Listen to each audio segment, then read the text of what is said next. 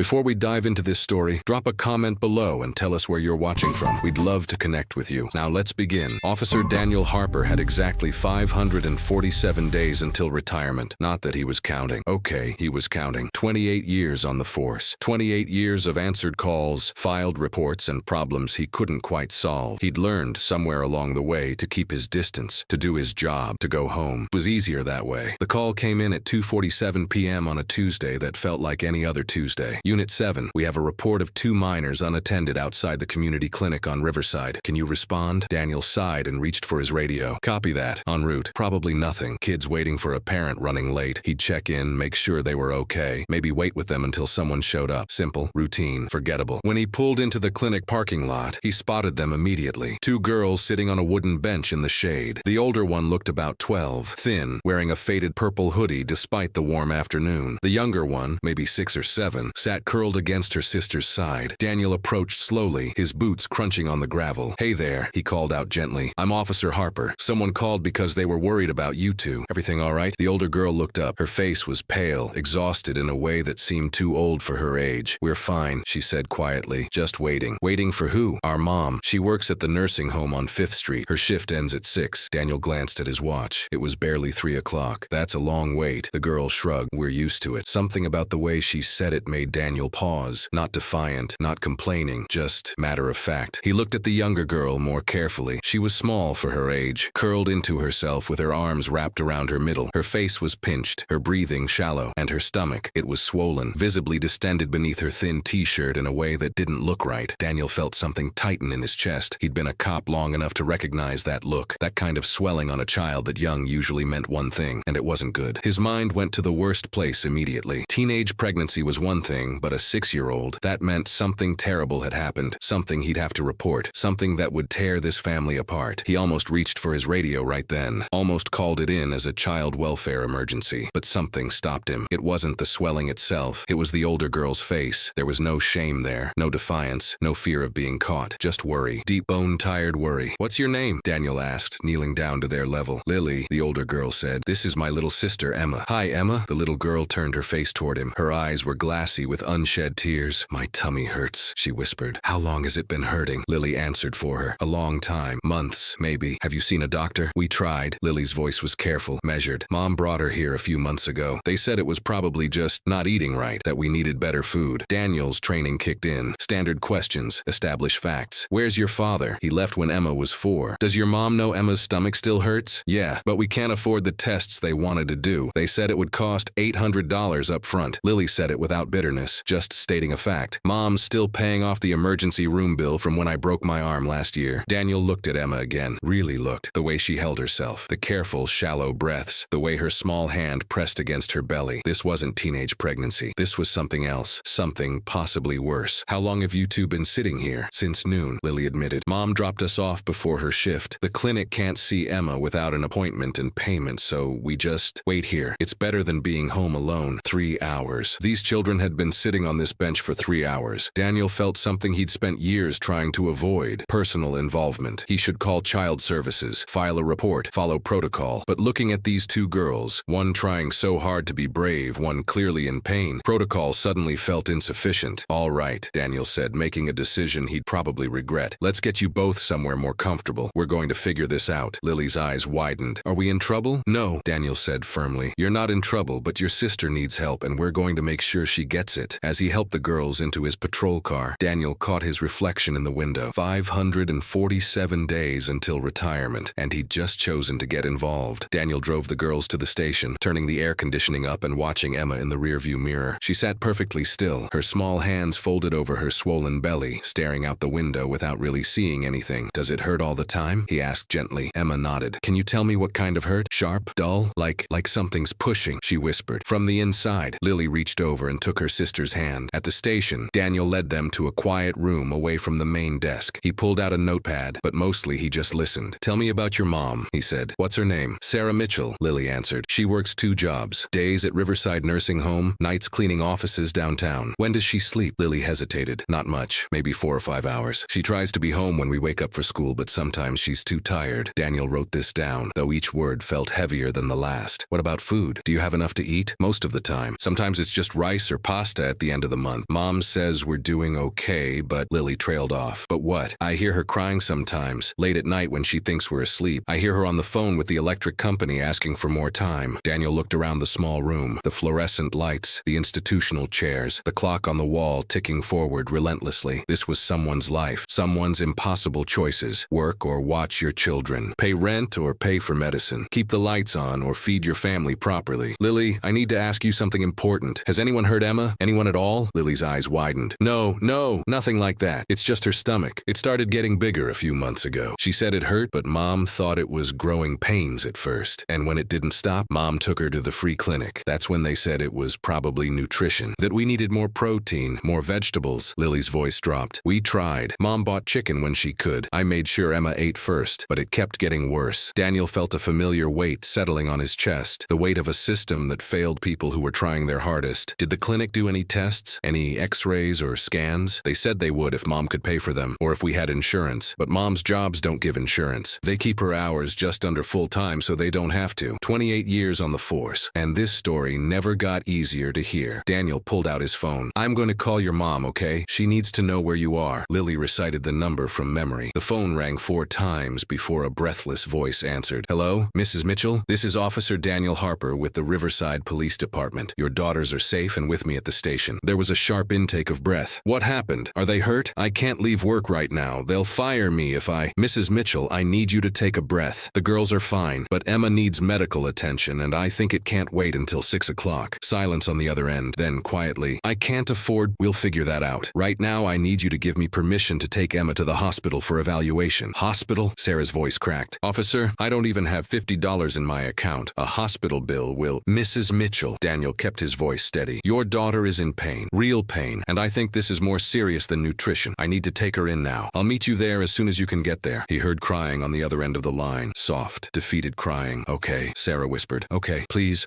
help her. Daniel hung up and looked at the 2 girls. Lily was holding Emma's hand so tightly her knuckles were white. All right, he said, forcing confidence into his voice. We're going to the hospital. They're going to take good care of your sister. As they walked back to his patrol car, Daniel felt something he hadn't felt in years. Not just duty, not just protocol, but genuine fear that he was already too late, because somewhere in the back of his mind a memory was surfacing. A school safety event, 6 months ago, maybe 7. A little girl with brown hair and a pink backpack. She'd complained about her stomach hurting, and he'd smiled, patted her head, and told her to drink more water. He glanced at Emma in the rearview mirror. That little girl had been her, and he'd walked away. The hospital emergency room was chaos. People coughing, babies crying, a man holding a bloody towel to his hand. Daniel guided the girls through the automatic doors, past rows of occupied chairs, straight to the triage desk. I have a 6-year-old with severe abdominal swelling and pain, he said to the nurse. It's been ongoing for months. The nurse looked up, her expression shifting from routine to concerned the moment she saw Emma. Let me get someone right away. Within minutes, they were in an examination room. Emma sat on the paper-covered table, her legs dangling, her hand still pressed against her stomach. Lily stood against the wall, trying to make herself invisible. Daniel stayed by the door, watching. A young doctor entered, Dr. Alan Carter, according to his name tag. He had kind eyes, but moved with the efficient speed of someone who'd seen too much. Hi there, Emma, he said gently, kneeling to her level. I'm Dr. Carter. Can you show me where it hurts? Emma touched her belly. Dr. Carter's expression changed almost immediately. Daniel saw it, the flicker of alarm, quickly controlled. How long has this been like this? The doctor asked, now looking at Lily. Maybe 6 months. It got worse slowly. Dr. Carter stood and turned to Daniel. Has she been seen by another physician? Community clinic. They suggested nutritional issues. The doctor's jaw tightened. He said nothing, but Daniel could read the frustration clearly. I'm going to need imaging right away. Ultrasound and possibly a CT scan. He called to the nurse outside. Page Dr. Patel. Tell her we need her in exam 3 immediately. As the doctor stepped out to make arrangements, Daniel found himself alone with the girls again. Lily's voice was small. Is Emma going to be okay? Daniel wanted to say yes, wanted to promise her that everything would be fine, but he'd learned long ago not to make promises he couldn't keep. The doctors here are very good, he said instead. They're going to figure out what's wrong. Emma started crying softly, not loud, dramatic sobs, just quiet tears rolling down her cheeks. I'm scared, she whispered. Lily climbed onto the examination table and wrapped her arms around her sister. Daniel stepped closer. You know what, Emma? It's okay to be scared, but you're very brave. You've been dealing with this pain for a long time, and you're still here, still fighting. It hurts so much. I know, and that's exactly why we're here, so these doctors can make it stop hurting. But even as he said it, Daniel felt a cold dread settling in his stomach, because he knew. Deep down he knew. 6 months ago at that school safety fair, Emma had tried to tell someone. She'd tried to tell him, and he'd dismissed it. He'd been tired. It was the end of a long day. He had a dozen other places to be. A child complaining about a stomachache seemed so minor, so routine. Drink more water, he'd said with a smile, and make sure you're eating breakfast. He'd never followed up, never asked her name, never documented it. He'd just moved on to the next thing. The door opened. A woman in her mid-40s entered, wearing scrubs and an expression of focused concern. Dr. Nina Patel, her badge read, pediatric specialist. "Hello, Emma," she said warmly, but her eyes were already assessing, calculating. "I'm Dr. Patel. We're going to take some pictures of your tummy to see what's going on, okay?" Emma nodded, exhausted. Dr. Patel turned to Daniel. "Officer, can I speak with you outside for a moment?" In the hallway, her warm demeanor shifted to something more serious. "How did you find this child?" Anonymous call. 2 kids alone outside the clinic. And the parents? Single mother. 2 jobs. No insurance. She's on her way. Dr. Patel's expression darkened. "Officer Harper, I need you to understand something. That swelling? It's not nutritional. It's not normal childhood development. That's a mass. A significant one. And if it's been there for 6 months untreated..." She didn't finish the sentence. She didn't have to. Daniel felt the floor shift beneath him. "What are we looking at?" "I won't know for certain until we get imaging. But this child should have been in a hospital months ago. The clinic told them it was nutrition." "The clinic," Dr. Patel said, her voice tight with controlled anger, "should have insisted on imaging regardless of payment. Some things you don't wait on." She turned to head back inside, then paused. "You did the right thing bringing her here, officer. A lot of people would have just filed a report and moved on." As she disappeared back into the exam room, Daniel leaned against the wall. A lot of people would have just moved on, like he did 6 months ago. He pulled out his phone and opened his notes app. He typed quickly, his hands shaking slightly. 6 months ago, school safety event, Riverside Elementary. Girl complained of stomach pain. "I told her to drink water. I didn't get her name. I didn't follow up. I walked away. That girl was Emma Mitchell, and I could have stopped this." He stared at the words on the screen. 28 years of service. Hundreds of calls answered. Thousands of people helped. And this one child, this one moment might define all of it, because he'd failed her when it mattered most. By the time Sarah Mitchell burst through the emergency room doors, the whispers had already started. Daniel saw it happening in real time. A nurse at the desk glanced at Emma being wheeled toward imaging, then leaned toward her colleague. Quiet words exchanged, eyes widening. 2 women in the waiting area noticed the police presence, the young girl with the swollen stomach. One pulled out her phone. Daniel knew what they were thinking. He'd thought it himself an hour ago. By the time Sarah reached them, breathless and terrified, her grocery store uniform still on, her name tag crooked, the damage was already spreading. "Where is she?" Sarah gasped. "Where's Emma?" "She's getting scanned right now," Daniel said. "The doctors are..." "What's wrong with her?" "They wouldn't tell me anything on the phone. Mrs. Mitchell, they need to run tests first." Sarah's eyes filled with tears. She looked around the emergency room, at the faces watching them, and Daniel saw the exact moment she registered the judgment. The way people's eyes lingered on her wrinkled uniform. The way they looked at Emma, then at her, then away with tight expressions. "They think I did something," Sarah whispered. "Don't they?" Daniel didn't answer. He didn't need to. Over the next hour, while they waited for Emma's results, the situation deteriorated. A woman Daniel recognized from the community center approached Sarah in the waiting area. "I've seen your girls alone before," she said, her voice dripping with accusation masked as concern. "Outside that clinic, at the park. Where were you?" Sarah's face went pale. "I was working. I have to work. There are programs, resources. If you can't take care of them properly..." "Ma'am," Daniel interrupted, stepping between them. "This isn't the time or place." The woman huffed and walked away, but pulled out her phone immediately. Daniel knew what was happening. He'd seen it before. Small town, social media, judgment spreading faster than facts. By evening, it would be everywhere. He checked his own phone. Already a post in the local community Facebook group. "Police at hospital with young girl. Very concerning situation. Anyone know what's going on? We need to protect our children." 43 comments already. "I heard she's been neglected for months. Where was the mother?" This is what happens when people have kids they can't afford. Someone should call CPS. Daniel felt sick. Lily sat next to her mother, holding her hand, watching adults whisper and stare. "Mom," she said quietly, "why are people looking at us like that?" Sarah had no answer. When Dr. Patel finally emerged, her expression was carefully neutral. "Mrs. Mitchell, can we speak privately?" They moved to a small consultation room. Daniel followed, uninvited but unwilling to leave them alone. Dr. Patel sat down across from Sarah. "Mrs. Mitchell, the imaging shows a large abdominal mass. We need to do more tests to determine exactly what it is. But this is not..." She chose her words carefully. "This is not what we initially suspected based on appearance." Sarah's hands were shaking. "A mass? What does that mean?" "It means Emma has a growth in her abdomen that shouldn't be there. It's quite large, which suggests it's been developing for some time." "How long?" Dr. Patel hesitated. "Several months, possibly 6 or more." Sarah's face crumpled. "I took her to the clinic. clinic. I told them something was wrong. They said